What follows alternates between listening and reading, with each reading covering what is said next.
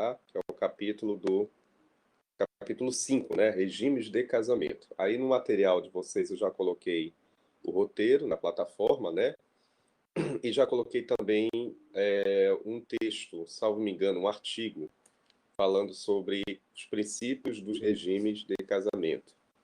Aí na outra semana a gente reforça com as modalidades. Hoje nós vamos falar mais de abordagem principiológica e o estudo do pacto. Aí na outra semana a gente conversa já com as modalidades, tá?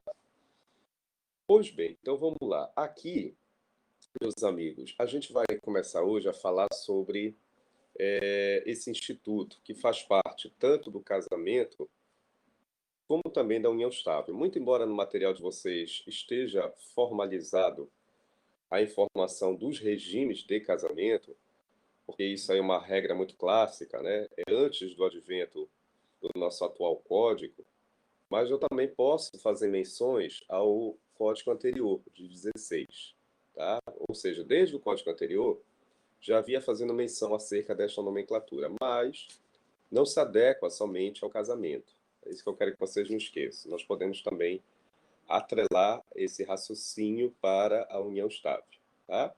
Só para deixar ciente, porque nós comentamos acerca da união estável na terça-feira, e aí a gente também vai dar um link perante esse capítulo aqui para a união estável, tá? Pois bem, então o que que nós temos que saber de antemão? Qual é a finalidade dos regimes?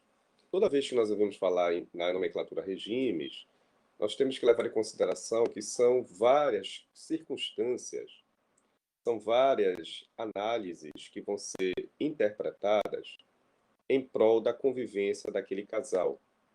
Ou seja, são normas de conduta, tá? Que vai ter a finalidade de reger todo o funcionamento da atividade patrimonial, precisamente da atividade econômica, perante o cotidiano de convivência daquele determinado casal, tá?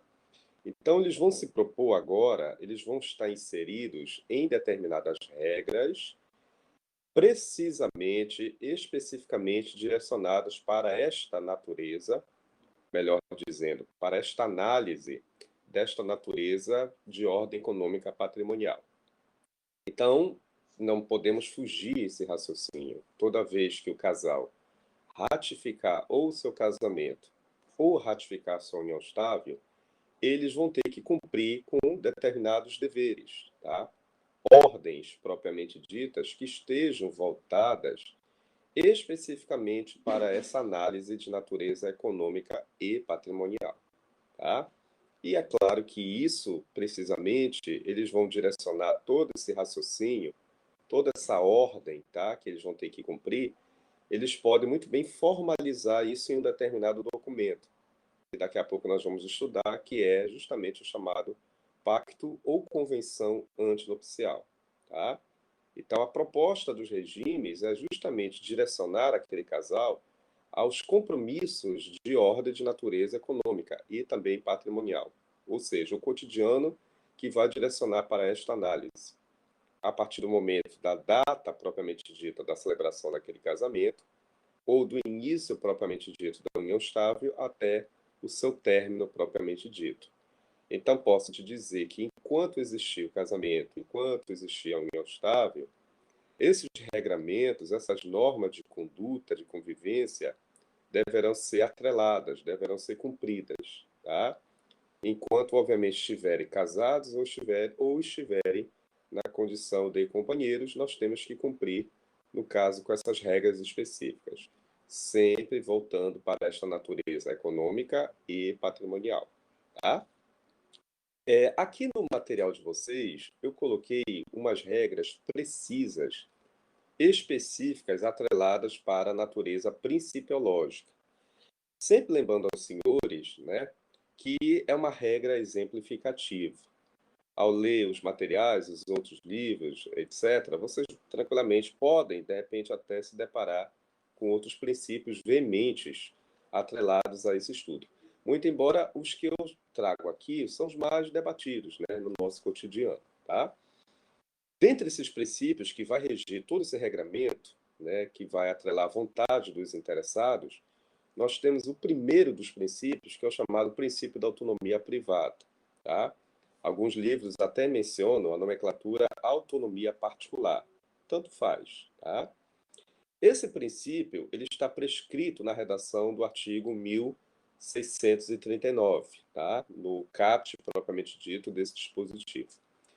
O que se refere a esse princípio? Bom, a proposta deste determinado princípio, tá, pela etimologia, significa dizer que os interessados, quer sejam os cônjuges, quer sejam os companheiros, tá, eles vão se subsidiar da sua mera liberalidade ou da sua convicção interna ou da sua liberdade, tá, que são todos sinônimos, né, mas que são de suma necessidade, para eleger, obviamente, o regime, ou seja, essas regras de convivência, tá?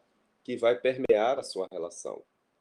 Então, de acordo com o princípio da autonomia particular, caberá aos próprios interessados, por mera liberalidade, por mera vontade própria, querer justamente eleger aquele regime, obviamente, que vai permear, direcionar toda aquela relação enquanto estiverem ou na condição de casados ou na condição de companheiros, tá? É a liberdade de opção, tá? Ou seja, nós estamos até em prol do cumprimento da própria dignidade, né? Porque nós, inclusive, já até estudamos esses princípios lá no capítulo introdutório, né? Então, nós vamos usar justamente da nossa convicção. O casal tem que estar em consenso para justamente ter o intuito de querer firmar esse compromisso de escolher futuramente o seu regime, tá? Ou seja, que regras vão reger durante o estágio de casados ou de companheiros, tá? Durante a sua relação enquanto estiver ali sólida, tá? Então é muito simples de entender, não temos nenhuma má interpretação, né, no outro sentido, porque aqui na autonomia é justamente esta opção que vai ter justamente aquele contratante, né, ou aquele convivente, para justamente direcionar a sua vontade e escolher futuramente o seu regime, tá? Que vai direcionar toda a sua relação futura, tá? Isso com base justamente na redação desse artigo 1639. Tá? Então eu vou usar da minha mera convicção, da minha vontade própria. Claro que eu não posso subjugar a minha vontade em detrimento da outra vontade, daquele outro sujeito. Cuidado com isso, né? Tem que haver uma isonomia de interesses. Eu não posso, por exemplo, forçar, fazer com que a outra vontade venha se subjugar a minha, né? Porque isso já seria um vício do negócio jurídico, né? Já seria uma coação, tá? Então nós temos que usar desta solidariedade, né? Nós temos que chegar a um consenso. Os interessados têm que estar de comum acordo, né? Para que posteriormente possam adentrar e possam eleger aquele regime que vai permear toda a sua relação futura. Então, esta autonomia, ela está atrelada justamente não só a esta dignidade, como também essa solidariedade. Toda vez que você ouvir falar da solidariedade, voltando ao capítulo 1, né, nós estamos fazendo com que as vontades sejam compactuadas. É o agir do bom senso, é o agir conjugado, né? Nós não podemos sobrepujar os interesses, pelo contrário, eles têm que estar em sintonia, tá? A vontade do fulano tem que estar compactuada na mesma interpretação, comparando a vontade do Beltrano. Inclusive, por exemplo, para eleger aquele futuro regime, né, patrimonial que vai permear a sua relação futura, tá? Então, autonomia privada é isso, ou autonomia particular. Usarei da minha manifestação de vontade, né, ou seja, da minha vontade propriamente dita, né, da minha convicção interna, para justamente estar em sintonia com a outra vontade e poder ratificar aquele futuro regime patrimonial que vai direcionar toda a nossa relação, quer seja convivencial, da união estável, ou conjugal, do casamento, tá? Com base justamente nessa interpretação doutrinária e legal, né? Porque também a gente não pode fugir à redação do artigo 1639, tá? Tranquilos, né? Eu não vejo nenhum problema de entender a importância desse primeiro princípio. Logo em seguida, eu coloquei aqui no material dos senhores, tá? E das senhoras também, a Isabelle chegou agora, boa tarde. Nós temos o princípio da indivisibilidade, que também é muito comentado, né, perante o estudo dos regimes de casamento da união estável. Esse princípio da indivisibilidade ele é muito mais simplório, né? Por quê? O que ele quer nos informar?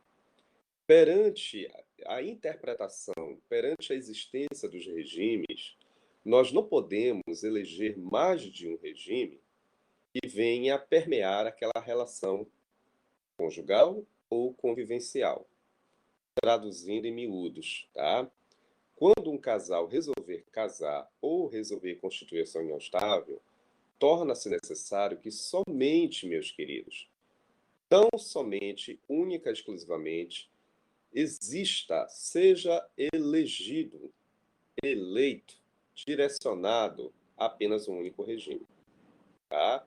Então, nós não podemos fazer com que aquela relação, nós não podemos fazer com que haja uma constituição de mais de um regime, no caso patrimonial, que venha a reger aquela relação ao mesmo tempo, tá?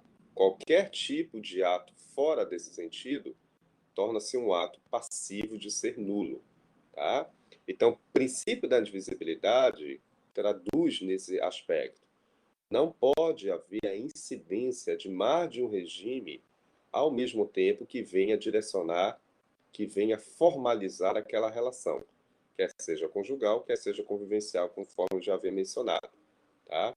Só pode ser eleito apenas um único regime que deverá direcionar toda aquela relação propriamente dita. Fora disso, caso haja a incidência de mais de um regime, no momento da eleição dele, propriamente dita, via cartório, esse ato deverá se tornar nulo de pleno direito, porque pelo simples fato de estar infringindo a matéria de natureza de ordem pública. Tá? Então é muito simples esse princípio. Tá? Nós só podemos escolher um único regime que deverá direcionar, que deverá formalizar aquela relação, quer seja conjugal, quer seja convivencial. Não pode haver a incidência concomitante de mais de um regime. Tá? É isso que eu quero que vocês não esqueçam. Somente a incidência de um único que deverá tão somente formalizar e sacramentar toda esta relação. Tá? Isso aí com base justamente na regra doutrinária majoritária, certo? Além do princípio da indivisibilidade, nós temos também o chamado princípio da variedade dos regimes. É também bem simplório, bem simples da gente não deixar de não entender. Esse princípio tá, traduz, em outras palavras, que a relação, o estudo dos regimes patrimoniais está voltado único e exclusivamente para a incidência de apenas quatro regimes. Tá? Então, traduzindo, nós temos, no caso o casal, por exemplo, terá a opção de ter à sua disposição quatro regimes. Tá? Ou seja, a variedade desses quatro regimes é que dará o ensejo para o casal poder eleger apenas um único. Esse princípio da variedade está até em sintonia com o princípio da divisibilidade. Por que isso? Porque a variedade significa dizer que você tem à sua disposição a oferta de quatro regimes, com base justamente no que a lei está nos ofertando, tá? Então, dentre essas quatro modalidades de regimes, indubitavelmente você deverá eleger somente um, com base justamente no princípio da indivisibilidade, tá? Então, a variedade é que atualmente, perante o nosso Código Civil vigente, nós temos a incidência de apenas quatro regimes, que logo logo nós vamos estudar essas modalidades, tá? Regime da comunhão parcial, regime da comunhão universal, regime da participação final dos aquestos e regime da separação legal de bens, tá? Então, esses regimes, indubitavelmente, fazem parte desse contexto de variedade. Mas é claro que estão à disposição do casal. A lei outorga essa possibilidade. E dentre essa variedade, você somente, né, em comum acordo, deverá eleger tão somente, único e exclusivamente, apenas um regime, com base justamente no princípio da divisibilidade, tá? Além disso, eu coloco aqui duas importantes observações para vocês, né? Olha aí no material de vocês, que vocês estão com o roteiro, né? No silêncio da escolha, o que que acontece? Cumpre-se a regra do 1640. Quer dizer o seguinte, o que que acontece? Quando você está nesse estágio, vamos pegar o casamento como exemplo, né? Quando você está nesse estágio inaugural de noivado, quando você está iniciando a sua habilitação, é óbvio que vai chegar um determinado momento que vai estar à disposição do casal a possibilidade de eleger esse regime de patrimônio, ou esse regime patrimonial, tá? Ou seja, o casal vai ter a opção de eleger esse regime, tá? Então, o que que acontece? O cartorário vai querer saber qual é o regime patrimonial que vai estar direcionado para aquela relação futura, tá? Agora, se de repente o casal não chegar a um consenso, pelo menos inicialmente, querer informar previamente ao cartorário qual vai ser aquele futuro regime patrimonial que vai permear a sua relação, tá? Neste silêncio a priori, nesta omissão inaugural, nós vamos cumprir, obviamente, com esta redação aqui. Inicialmente, o casal vai iniciar com o regime da comunhão parcial de bens, tá?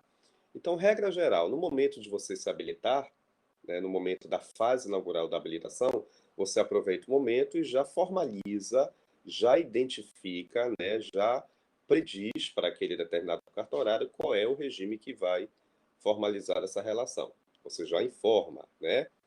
Caso o casal inicialmente não venha a chegar a esse acordo prévio de justamente informar qual vai ser esse regime, é claro que, regra geral, neste silêncio do casal, devemos então iniciar com o regime da comunhão parcial de bens, tá? Dentro desse panorama, dentro desse sentido. Havendo divergências, né, principalmente durante a interpretação da análise do casal, também devemos iniciar com esse regime da comunhão parcial, tá? É o que está dizendo justamente a redação desse artigo, o 1640, no seu caput. Caso não haja ainda uma prévia concordância, durante a omissão das vontades, de repente se ocorrer alguma divergência, a regra geral você inaugura o regime da comunhão parcial de bens, porque torna-se necessário que seja já informado ao senhor cartorário, tá? Para que ele já venha posteriormente formalizar na própria certidão definitiva do casamento qual é aquele regime que deverá permear aquela relação. Ali já deverá estar identificado, tá?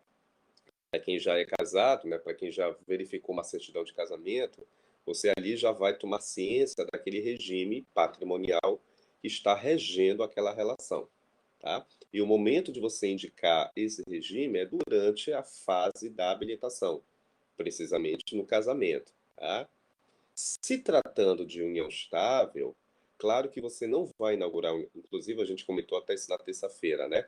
Você não vai inaugurar união estável, regra geral, com aspecto formal, tá? Muito embora você também não vai fugir à regra de já estar sob a influência do regime da comunhão parcial.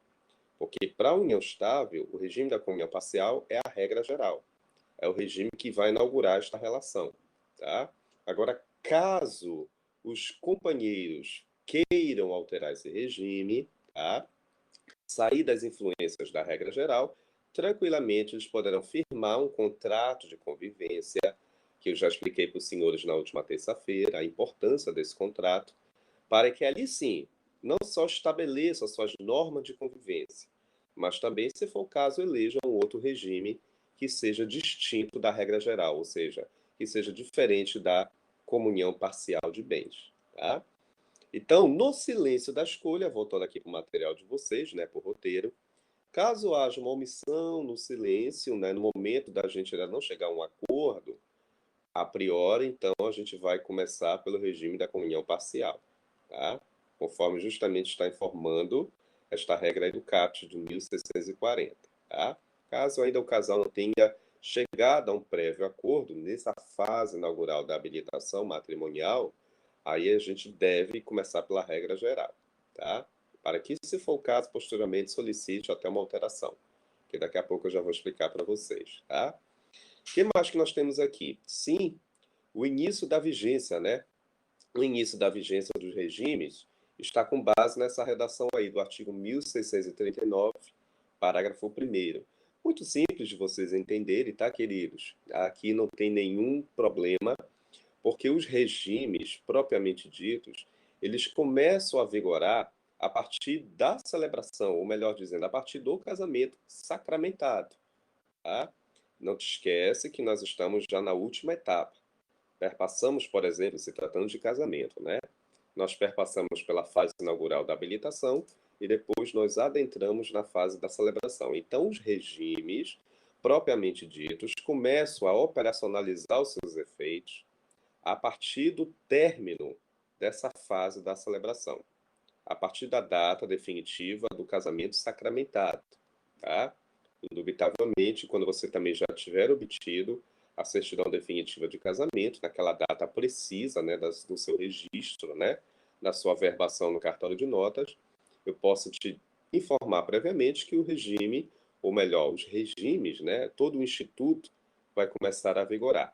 Claro, né, precisamente aquele regime pela qual você elegeu, né, especificamente, porque você está trabalhando, né, você está em consonância, você está respeitando o princípio da indivisibilidade dos regimes, tá?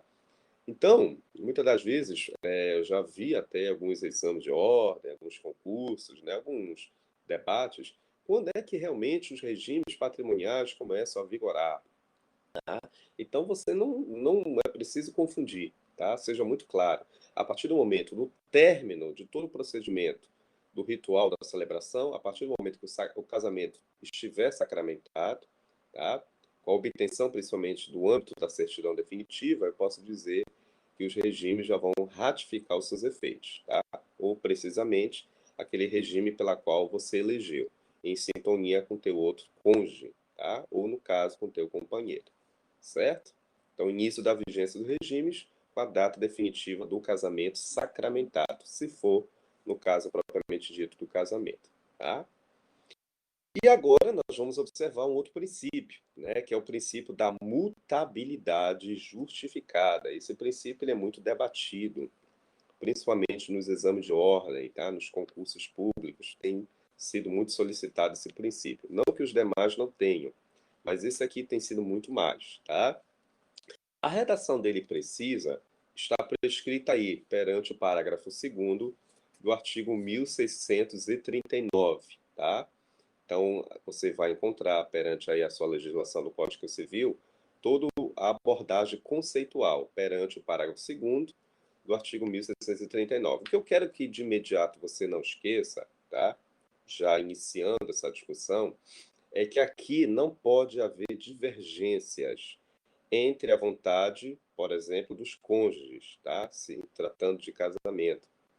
Então, a alteração de regimes, primeira providência de imediato, deve partir da mera liberalidade, da mera iniciativa, da vontade dos cônjuges, tá? De ambos.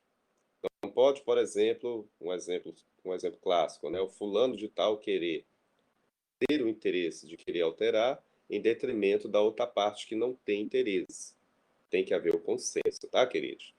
Então, qualquer mudança de regime, qualquer alteração de regime, saindo do regime A, partindo em direção ao regime B, a primeira providência deve partir da liberalidade, da vontade uníssona, conjugada dos cônjuges, por exemplo.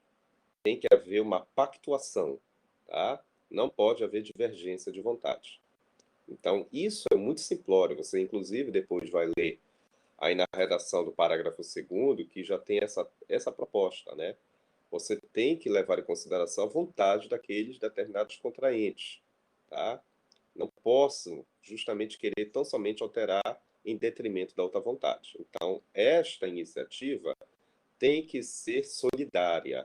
Foi essa questão, uma vez que caiu na OAB. É uma iniciativa solidária.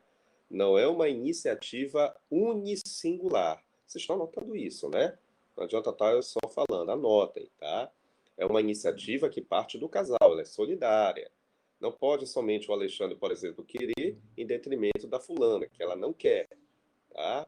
Então, a alteração, você vai chegar nesse estágio porque ambos de uma certa forma, tem interesse em alterar. Tá? Aí, por isso que eu repito, tem que haver essa iniciativa solidária, as vontades compactuadas. Tá?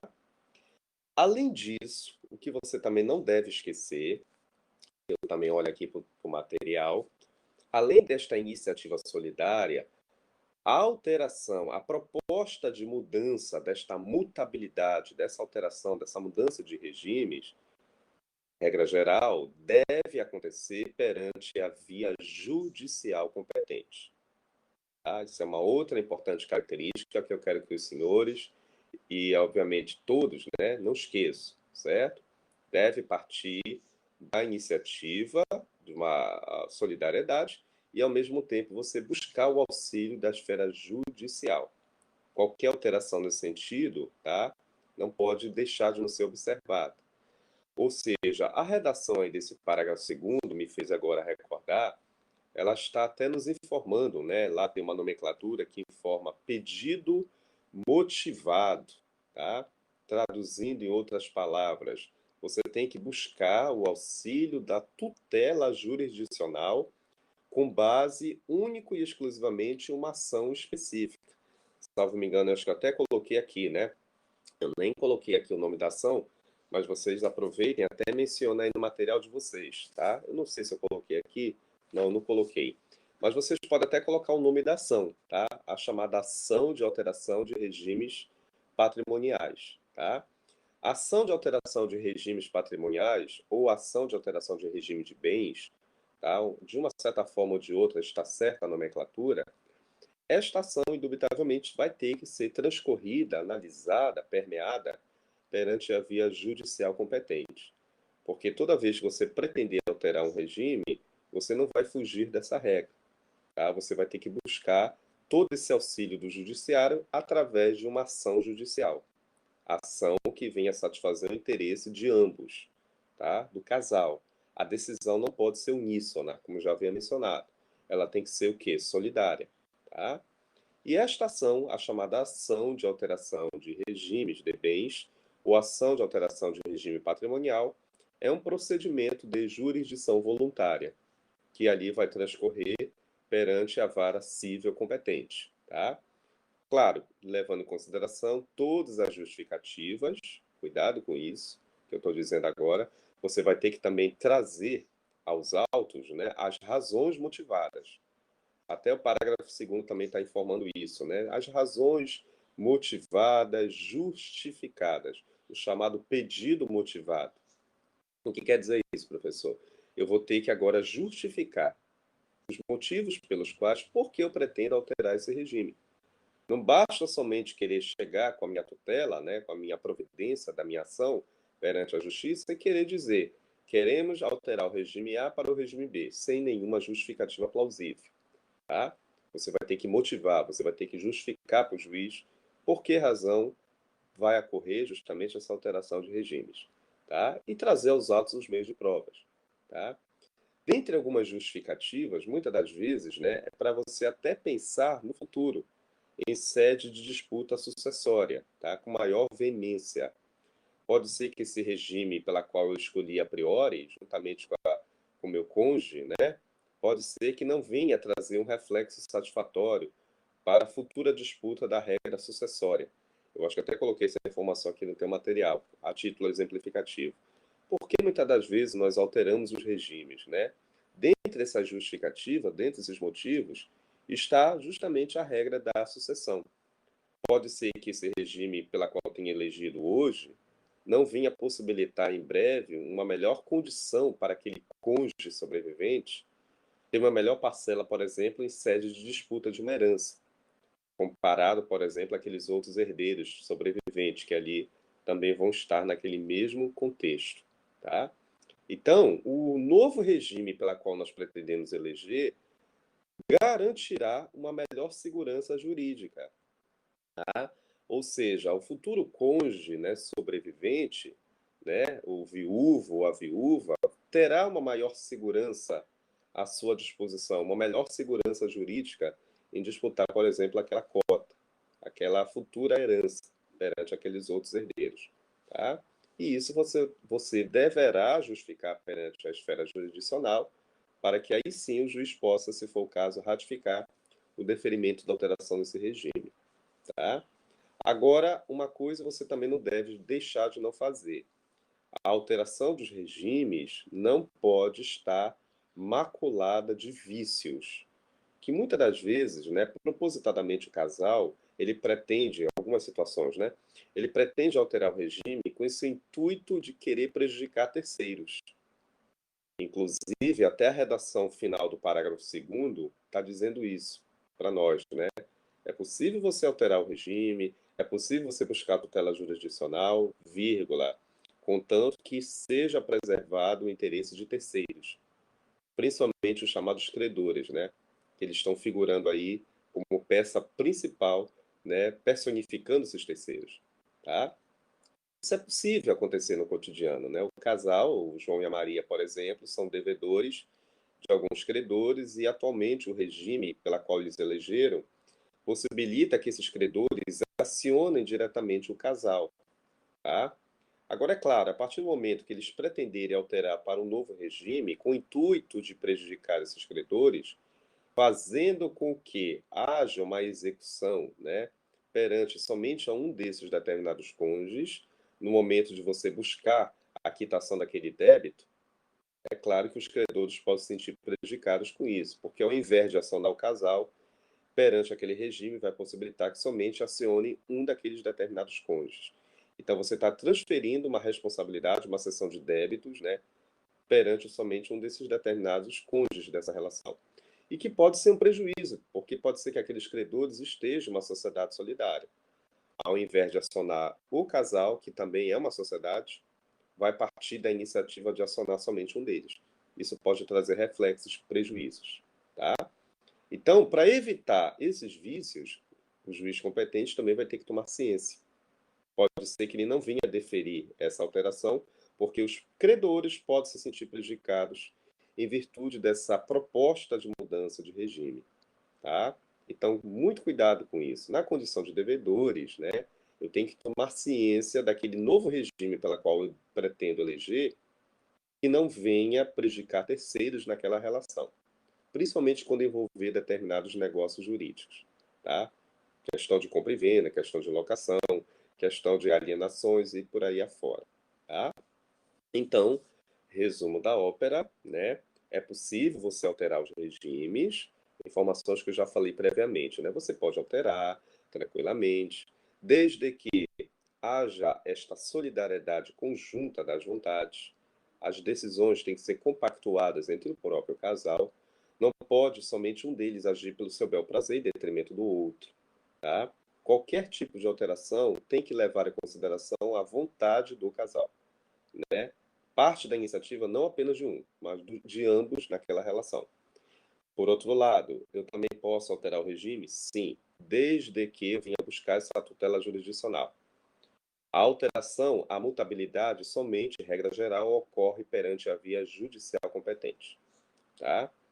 Desde que eu também ingresse com uma ação judicial específica, a chamada ação de alteração de regimes de bens, ou ação de alteração de regime patrimonial, tá?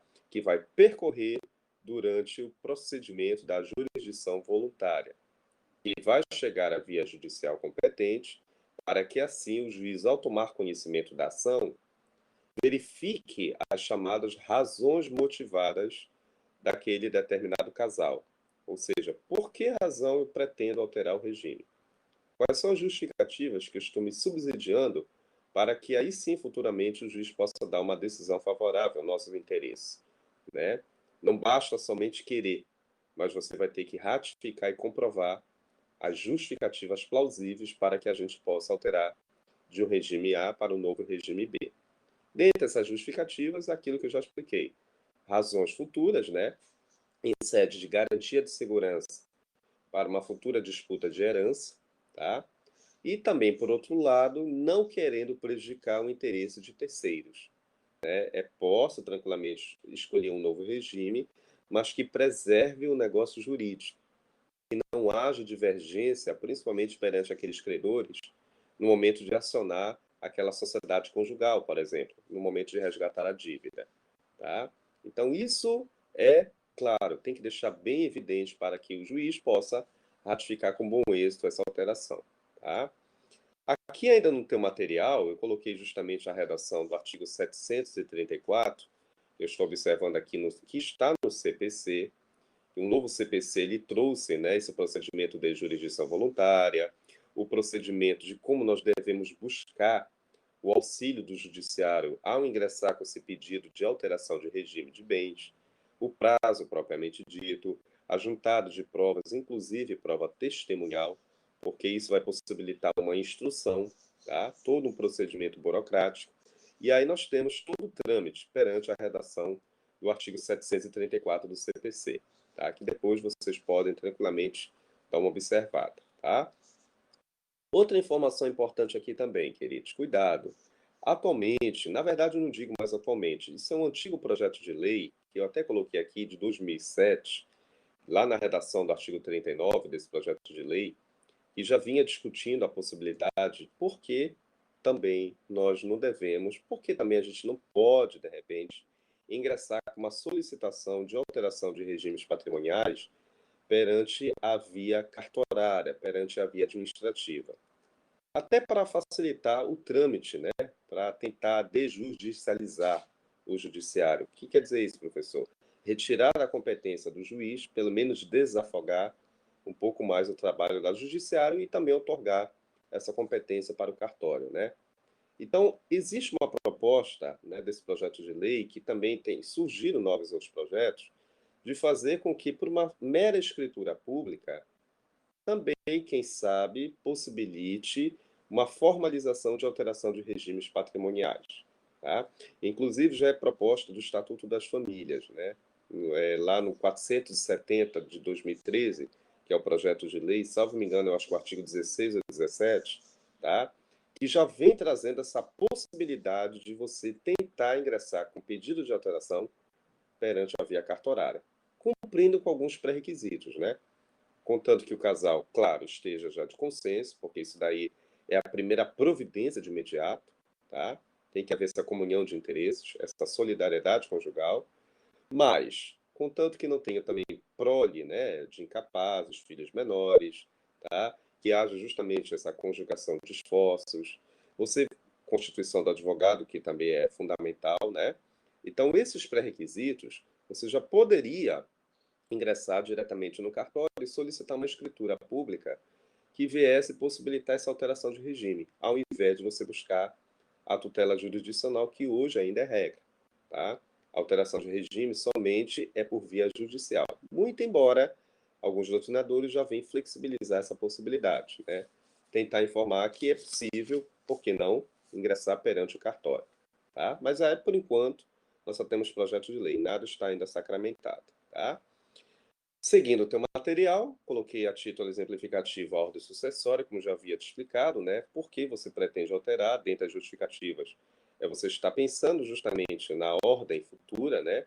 Uma melhor disputa de herança perante aquele determinado cônjuge sobrevivente, porque pode ser que esse novo regime já possibilite uma melhor segurança no momento de você resgatar aquela futura cota de herança, tá? E aí, claro, você também não vai esquecer, a alteração sem com o intuito de prejudicar terceiros, conforme também eu já expliquei, né? Você não pode ingressar com pedido de alteração somente, tão somente para prejudicar aqueles credores, que já seria um vício do negócio jurídico, seria uma fraude ou seria até uma coação, se fosse o caso, tá? Outra informação importante que está aqui no teu material, cuidado, pode ser que você tenha firmado, por exemplo, aquele casamento antes do advento do Código Civil de 2002, tá? Vamos pegar um exemplo prático. Pode ser que o João e a Maria tenham firmado o seu casamento antes mesmo da data de 10 de janeiro de 2003, tá? Ou seja, eles casaram ainda na vigência do Código Civil anterior e atualmente ainda continuam casados. Mas a pergunta que não quer calar, será que mesmo após o advento do vigente Código Civil, eles ainda podem, de repente, querer alterar o regime de casamento deles? Isso aí sempre foi uma pergunta no ar, né? Porque agora passamos por uma transição de 2002 para 2003, passou a vigorar o atual código. Mas esse casal firmou seu compromisso conjugal antes de 2002, a vigência do Código anterior. E aí, nesse cenário, eles podem ou não querer alterar o seu regime de casamento? Claro que a redação, inclusive já uma redação, até coloquei aqui, do artigo 2039, do artigo 2035, que são as disposições finais do Código Civil, são as regras básicas que devemos levar em consideração. Tá? Quando vocês observarem lá, a redação é muito simplória.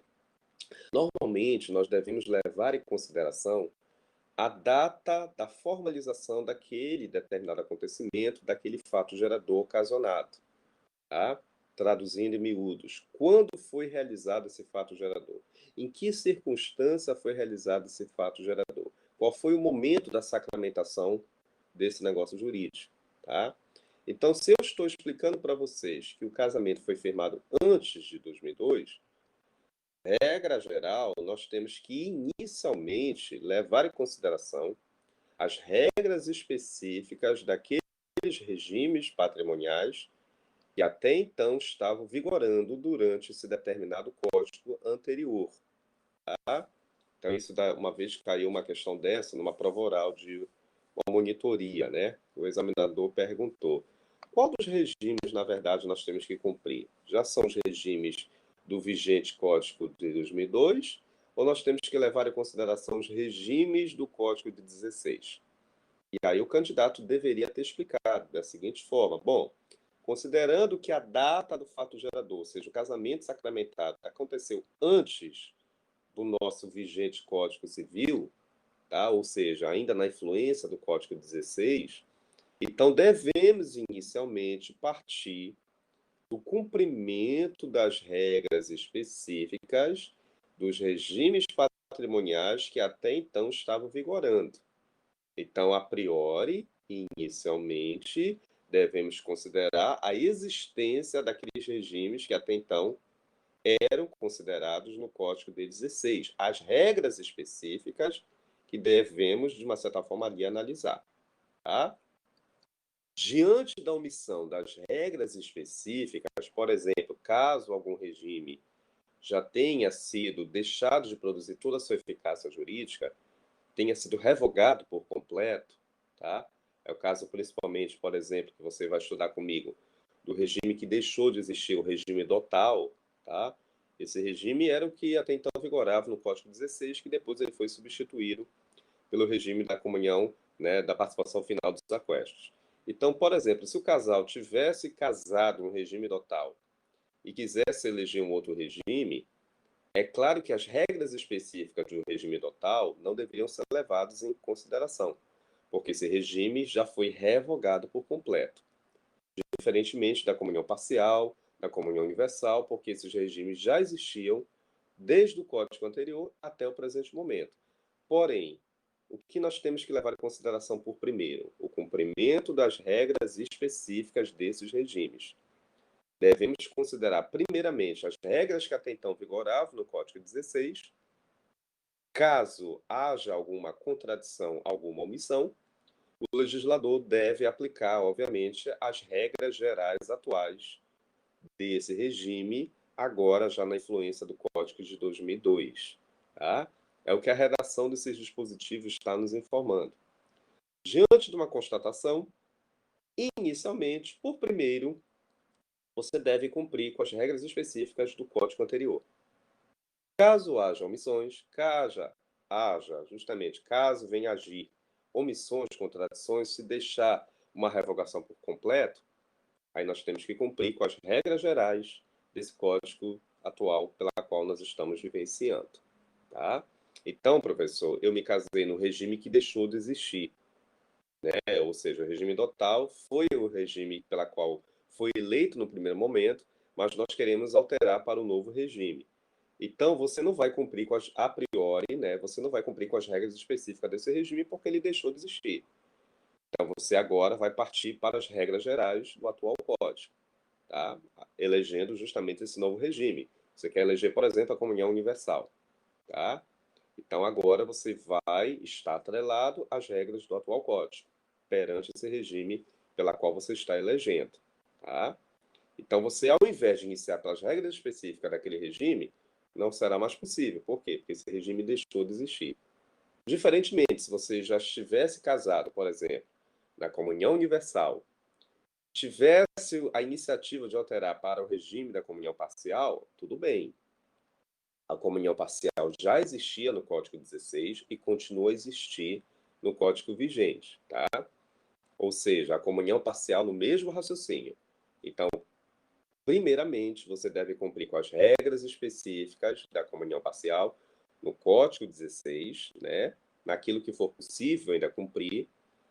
Caso não seja mais possível ratificar perante a análise do legislador, aí você vai estar atrelado para o Código vigente, tá?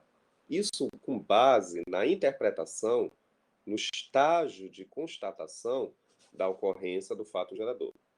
Iniciamos pelas regras específicas. No que não for possível cumprir, vamos para a regra geral do Código vigente, tá? Com base justamente no raciocínio da redação desses dispositivos 2039 e do artigo 2035 do Código Civil, que são as disposições finais, né, perante a interpretação da análise legal, tá? E, por fim, eu queria fechar a aula de hoje de vocês comentando sobre o pacto antinupcial, tá? Esse pacto, queridos, antinupcial ou convenção antinupcial é esse contrato, tá? Esse acordo que o casal, quer seja os cônjuges, quer seja também os companheiros, principalmente os cônjuges, eles vão ter uma iniciativa, uma mera liberalidade de querer firmar esse compromisso. Ou seja, você vai resgatar as regras daquele regime pela qual você elegeu e você vai transcrever para um determinado instrumento formal, de natureza contratual, bilateral e solene, que nós denominamos de pacto antinupcial. Então, é como se nós estivéssemos, né, cumprindo com deveres, a partir do momento que nós já sacramentamos o nosso casamento ou a nossa união estável. Precisamos de um documento de natureza também patrimonial, econômica, né, que vai ali nos informar regras específicas pelas quais nós devemos realizar ou pelas quais nós devemos deixar de assim fazer. São normas de conduta, tá? O pacto antinupcial, para deixar bem claro aos senhores, ele deve ser obrigatório perante a todos os regimes. Ele deverá ser formalizado perante a todos, com exceção do regime da comunhão parcial de bens. Anotem isso daí, tá? O pacto, esse instrumento de natureza contratual, bilateral e solene, esse instrumento jurídico, esse negócio jurídico, ele deve ser exigido perante a todos os regimes, salvo o regime da comunhão parcial, que existe uma flexibilidade. Não há uma exigência perante a qual você deverá formalizar esse pacto. Tá? Você pode descartá-lo para esse regime, até porque lá na frente nós vamos estudar que é o regime da regra geral. Tá? Então, inicio já te informando que esse contrato de natureza, repito, bilateral e solene, ele deve atrelar para si todos um conjunto de determinadas cláusulas específicas que vai proporcionar regras de convivência de natureza econômica e patrimonial em prol daquele casal. Tá? O que nós devemos cumprir, o que nós devemos deixar de cumprir, o que nós devemos fazer, o que de repente nós devemos deixar de fazer, o que nós devemos, por exemplo, alienar, o que de repente, por exemplo, nós devemos deixar de assim fazer também. Tá? Tudo aquilo deverá estar formalizado, deverá estar sacramentado antes, cuidado, antes mesmo da sacramentação até do casamento. Uma pergunta até que um aluno me fez: professor, qual é o momento da gente formalizar esse instrumento, esse pacto? Durante o estágio da tua habilitação de casamento, tá? Anote isso daí.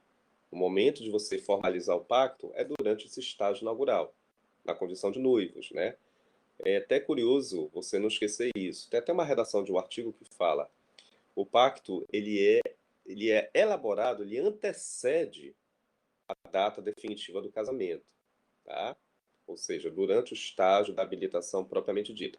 Mas ele passa a apresentar, a vigorar os seus efeitos jurídicos a partir do momento da data definitiva do início do começo do casamento, ou seja, da celebração. tá? Da finalização do ritual do casamento. Então, você pode muito bem hoje, ainda na condição de meramente noivos, habilitando-os, já buscar o cartório de notas competente e já lavrar o seu instrumento. Mas pode ser que não necessariamente hoje vai iniciar a vigorar esse pacto. Não. O pacto vai começar a vigorar a partir do momento do ritual da sacramentação, do término da celebração do casamento. Aí sim, nós vamos dar início à vigência do cumprimento desse pacto juntamente com aquele regime de casamento pela qual você elegeu, tá? Dentro desse panorama. Aqui, no material dos senhores, né, eu coloquei justamente essas regras específicas prescritas no artigo 1653, combinando com o artigo 1657. O que eu quero que vocês não esqueçam é o seguinte, tem algumas informações aqui nesses dispositivos. A escritura pública é fundamental, tá? Você vai ter que instrumentalizar esse pacto via escritura pública. O contrato vai ter que formalizar perante a assinatura da fé pública do tabelião, perante justamente também a natureza da assinatura das partes contraentes, tá? Outra coisa importante, o cartório de notas competente deverá ser aquele cartório que considere a circunscrição domiciliar das partes propriamente ditas, dos contraentes, tá? Então, além de você formalizar via escritura pública, você também deve levar em consideração o local, o domicílio do casal, tá? Ou seja, eu elegi aquele cartório cuja natureza considera a circunscrição domiciliar, tá? Ou seja, o estágio domiciliar daquele casal. Eles elegeram, por exemplo, o cartório de notas lá do município X por considerar que ali é o recinto da residência domiciliar daquele casal, tá? Então, dentro desse panorama, é lá o cartório competente que vai dar ensejo à inauguração do ritual da formalização desse pacto. E que é, obviamente, dali para frente, o efeito ex nunc, né, deverá ser também levado em consideração. Repito, o pacto, propriamente dito, vai começar a vigorar a partir do momento da data definitiva da celebração do teu casamento, considerando justamente aquele cartório de notas pela qual foi elegido, tá? Por outro lado, a vigência, né, como já havia explicado, está aqui, ó, a vigência do pacto para todos os regimes, salvo da comunhão parcial, como já havia falado. E se de repente alguma das partes contraentes estiver na condição de menores, de incapazes, você já sabe a regra, né?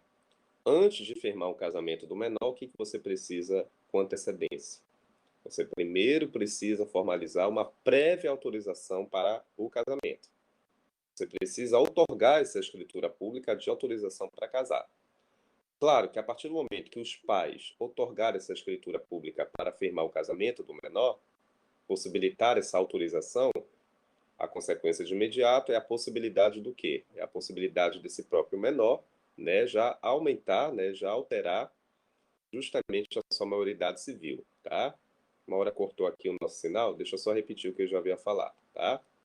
Então, a partir do momento que o menor estiver nessa condição, o que torna-se necessário? Os pais, por primeiro, né, possibilitar uma escritura pública de autorização para casar.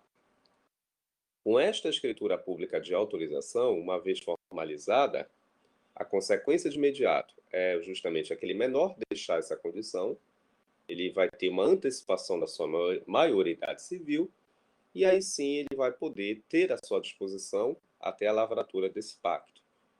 Eu não posso firmar um pacto, meus queridos. Sei que antes eu tenha já possibilitado essa autorização prévia para casamento. Lavrada essa escritura pública de autorização. Tá? É isso que está informando justamente, até coloquei aqui, na redação do artigo 1654. Né? Os menores, eles precisam, por primeiro, ter aquela prévia autorização que você já até estudou. Daqueles que ainda não atingiram a idade núbil, né? E daqueles que, porventura, já até atingiram. De uma certa forma ou de outra, eu vou ter que ter essa escritura para casar. Tendo essa escritura, consequência de imediato, possibilidade de alteração, né? Eu vou deixar a condição de menor, eu vou ter uma antecipação da maioridade, e aí sim eu vou ter a convicção, a afirmação de lavrar esse pacto. Tá? Então, o pacto ele está condicionado, por primeiro, a uma autorização prévia para casamento. Certo? Aqui ainda no teu material, eu coloquei uma informação importante que você já sabe, já que é uma escritura pública, que vai apresentar cláusulas antinupciais, uma convenção, né? Como toda escritura vai ter cláusulas. Pode ser que, de repente, algumas estejam até equivocadas, ou por uma má correção, uma má digitação, pode ter um erro meramente formal, ou, de repente, o conteúdo ali está equivocado, tá?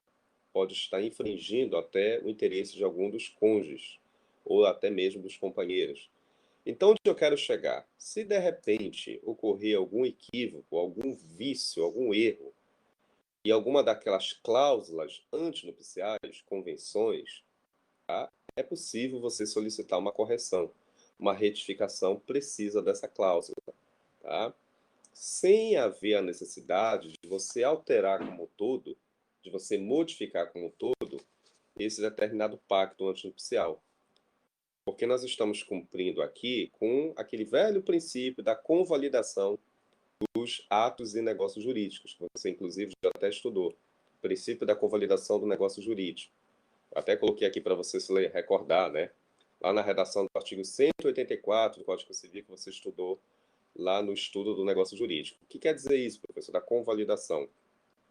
Se de repente uma convenção, uma cláusula estiver maculada, errada, viciada, tá? O cartorário, o tabelião, pode muito bem corrigir essa convenção. Até porque elas são autônomas entre si, elas são independentes. Pode ser que uma esteja mal redigida sem haver necessidade, como todo, de você formalizar um novo pacto, de você corrigir como todo o pacto. Tá? Você vai dar um adendo, né? Você vai simplesmente fazer uma alteração naquela cláusula específica. Tá? Até porque, como já havia mencionado, eu repito, elas são independentes, são autônomas entre si. Então, não é porque uma está equivocada que as demais vão estar no mesmo sentido, precisarão também ser revogadas. A exemplo daquela que sofreu uma eventual alteração, tá? Então, nós estamos dentro, respeitando esse princípio da convalidação. Por serem relativas, não necessariamente o negócio geral, principal, vai ser maculado, tá? Obviamente, porque existe essa relação de interdependência, certo? Então, isto é importante vocês não esquecerem, tá? O pacto antioficial, por ser uma cláusula, né, está constituído, melhor dizendo, de cláusulas, por ser um contrato, por ser um negócio jurídico principal, que por sua vez vai apresentar essas convenções. Caso alguma delas esteja equivocada, mal redigida, mal interpretada, que de repente pode prejudicar o interesse de algum dos cônjuges em detrimento do outro, tá? É perfeitamente possível você solicitar uma retificação precisa somente dessa cláusula, sem que, obviamente, como todo, o pacto venha a ser desconstituído, porque o pacto é o negócio principal, tá?